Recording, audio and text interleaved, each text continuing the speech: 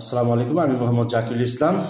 Western mythology চ্যানেলটিতে আপনাদেরকে স্বাগত জানাচ্ছি। আজকে পাশ্চাত্য পুরাণের একটি চমৎকার চরিত্র নিয়ে আলোচনা করব, সেটা হচ্ছে সেন্টাউরস। সেন্টাউরস এক জাতীয় প্রাণী যার দেহের অর্ধেক ভাগ মানুষের মতো এবং অর্ধেক ভাগ ঘোড়ার মতো। তারা পেলিয়ন পর্বতে বসবাস করত এবং তাদের সহজাত প্রবৃত্তি ছিল ল্যাপিডদের বিরোধিতা করা। ল্যাপিড রাজপুত্র ইক্সিয়ন ইওনিয়াসের কন্যা ডিওডাকে বিয়ে করেন, কিন্তু কৌশলে ইওনিয়াসকে আগুনে পুড়িয়ে মেরে ফেলেন। ফলে কম গুরুত্বপূর্ণ দেবতারা তাকে সংশোধন করতে রাজি হচ্ছিলেন না। কিন্তু জিউস দয়া পরবশত তাকে শুধু মাফই করেননি, উপরন্তু তাকে তার খাবার টেবিলে খেতে আমন্ত্রণ জানিয়েছিলেন। অকৃতজ্ঞ ইক্সিয়ন হেরার সঙ্গে যৌন সঙ্গমের ইচ্ছা পোষণ করলে জিউস তা বুঝতে পারেন।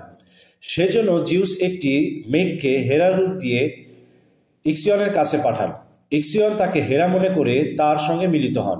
শাস্তি হিসেবে হারমেস তাকে চাবুক দিয়ে পেটাতে থাকেন যতক্ষণ পর্যন্ত তিনি বলতে না থাকেন, উপকারী সম্মানের দাবিদার।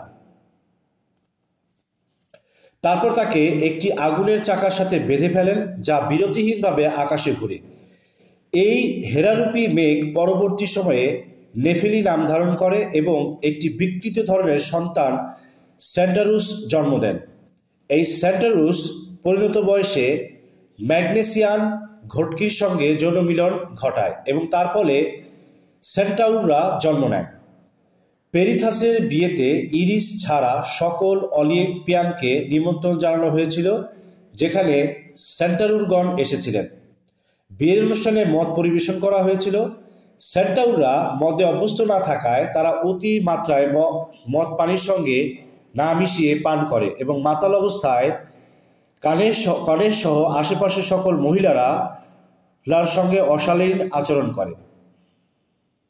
ফলে পেরিয়াস ও থিসিয়াসের সহযোগিতায় ল্যাপিডরা সেন্টাউরদের পেলিয়ন পর্বত থেকে তাড়িয়ে দেয়, কিন্তু পরে তারা তাদের শক্তি জোগাড় করে ল্যাপিডদের বহিষ্কার করে। অবশেষে ল্যাপিডরা মালিয়াতে বসবাস শুরু করে। এই ধরনের আরও তথ্য পাওয়ার জন্য চ্যানেলটিকে সাবস্ক্রাইব করবেন, লাইক, শেয়ার এবং কমেন্ট করবেন, and please never forget to press the bell icon. Thank you very much.